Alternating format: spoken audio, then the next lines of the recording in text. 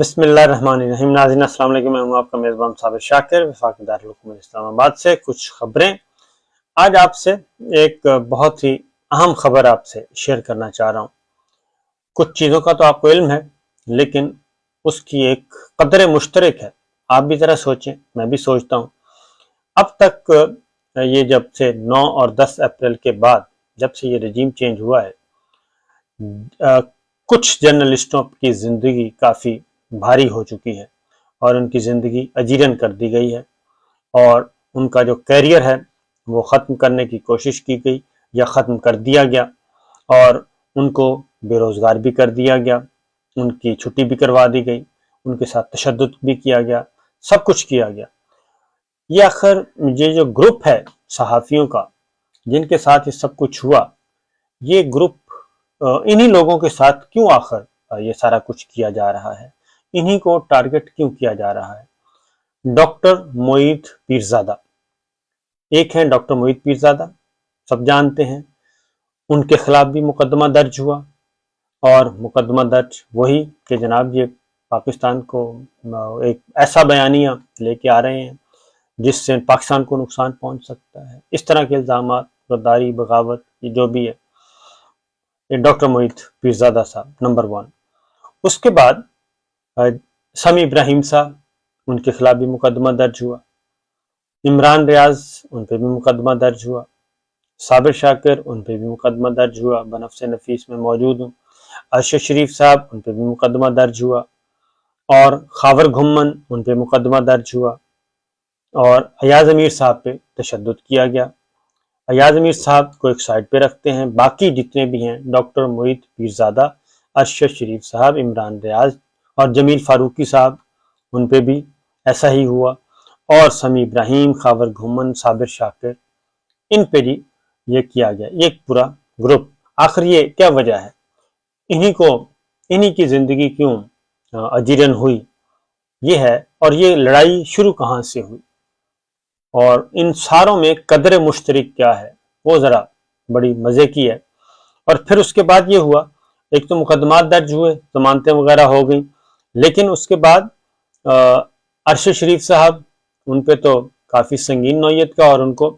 راتوں رات ملک سے باہر جانا پڑا، اور ملک سے نکل گئے، وہ پاکستان چھوڑنا پڑا۔ میرے ساتھ بھی یہی ہوا کہ مجھے بھی پاکستان سے باہر رہنا پڑ رہا ہے، اور مجھے بھی ملک چھوڑنا پڑا۔ پھر سمیع ابراہیم صاحب پہ ڈبل کام کرنے کی کوشش کی گئی، ایف آئی اے نے بھی قابو کرنے کی کوشش کی، وہ اس سے بال بال بچے، اور خاور گھمن، ان کو بھی گرفتار کرنے کی کوشش کی گئی، وہ بال بال بچے اور ضمانت پر رہا ہیں۔ پھر آپ کے عمران ریاض صاحب، ان کو تو باقاعدہ طور پہ جو کچھ سلوک کیا گیا آپ کے سامنے ہے، انتہائی غیر انسانی سلوک کیا گیا، اور جمیل فاروقی صاحب، وہ بھی آپ کے سامنے ہیں، ان کے ساتھ بھی غیر انسانی سلوک، اور وہ ابھی تک جیل میں ہیں۔ تو یہ ساری چیزیں، عمران ریاض صاحب 4 دن رہ کے آئے ہیں جیل میں، اور ان سب کو اب تک ریلیف جو ملا وہ ملا اعلیٰ عدلیہ سے، موسٹلی چیف جسٹس اسلام آباد ہائی کورٹ جسٹس اطہر من اللہ صاحب نے ریلیف دیا، اور جو جتنے بھی یہ گرفتار ہونے سے بچے ہوئے ہیں اس میں اعلیٰ عدلیہ کا بہت رول ہے، اور پھر ضمانتوں پر رہا ہیں، اعلیٰ عدلیہ نے ضمانتوں پر رہا کیا۔ یہ گروپ ہے جی۔ اب ان میں ساروں میں ایک قدر مشترک ہے، وہ قدر مشترک یہ ہے کہ یہ سب کے سب ڈاکٹر معید پیرزادہ، ارشد شریف، عمران ریاض، جمیل فاروقی، سمیع ابراہیم، خاور گھمن، صابر شاکر، یہ سب کے سب 9 اور 10 اپریل کو وزیر اعظم عمران خان، جو تب وزیر اعظم تھے، ان سے ملے تھے۔ یہ سارے کے سارے 9 اور 10 اپریل کی درمیانی شب یہ پورا گروپ جو ہے وہ وزیر اعظم عمران خان سے ملا تھا، اور وزیر اعظم عمران خان صاحب، یعنی کہ وزیر اعظم ہاؤس نے ہی انوائٹ کیا تھا۔ ڈاکٹر شہباز گل صاحب تھے، فاروق حبیب صاحب تھے، اور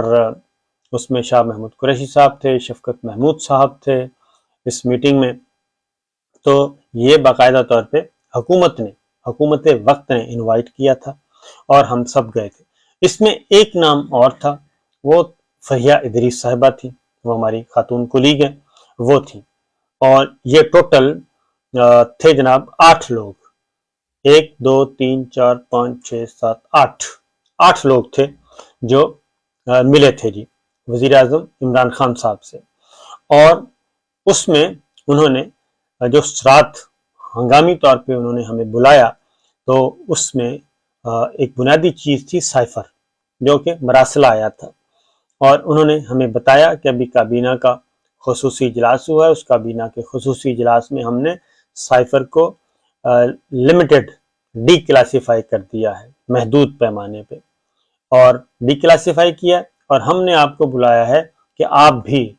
کچھ جرنلسٹ جو ہیں آپ بھی یہ مراسلہ دیکھ لیں، اس کا متن دیکھ لیں، تاکہ آنے والی حکومت اس میں فورجری نہ کر سکے اور اس کو چینج نہ کر سکے، اور ساتھ ہی کابینہ نے یہ بھی فیصلہ کیا ہے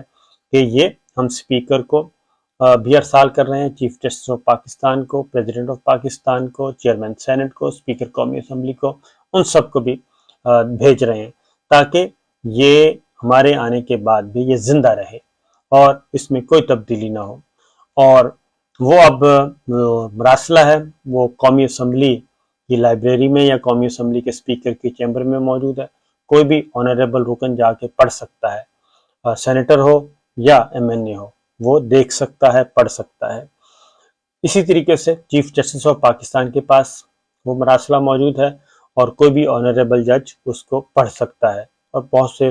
ججوں نے پڑھ بھی لیا ہوگا، آنریبل ججز نے۔ اسی طریقے سے چیئرمین سینٹ کے پاس بھی ہے، اور وہ سینیٹرز پڑھ سکتے ہیں۔ تو یہ ایک پریزیڈنٹ آف پاکستان کے پاس ہے، مسلح افواج کے سربراہان کے پاس ہے،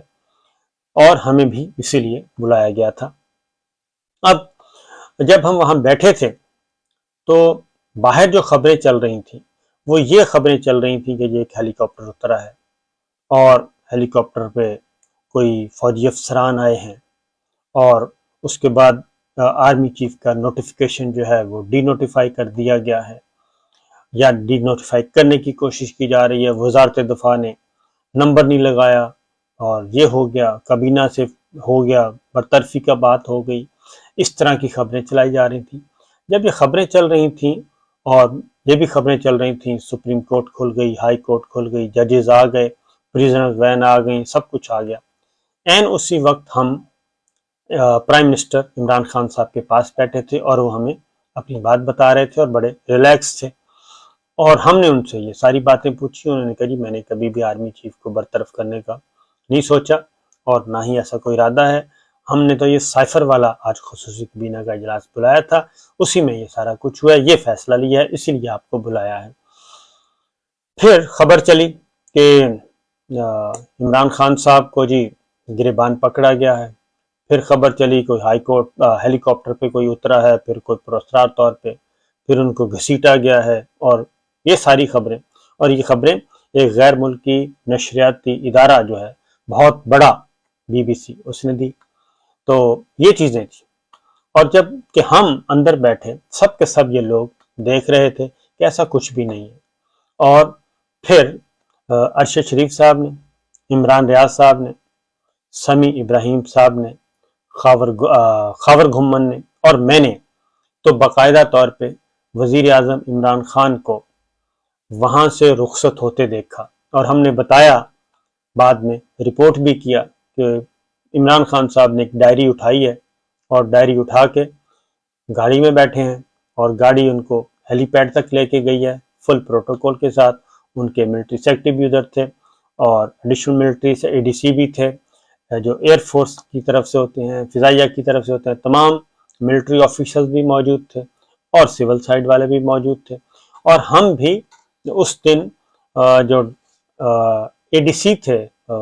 اپنا وزیر اعظم کے، ہم ان کے کمرے میں بیٹھے تھے، اس میں انٹیلیجنس کے بھی لوگ ہوتے ہیں، وہ بھی موجود تھے۔ تو یہ ساری چیزیں ہو رہی تھی، وہاں پہ بھی یہ ڈسکشن ہو رہی تھی، تو یہ سب کچھ ہو رہا تھا جی۔ تو یہ اس کے بعد سب کو ڈی بریفنگ کے لیے بھی بات کی گئی، ارشد شریف صاحب سے بھی پوچھا گیا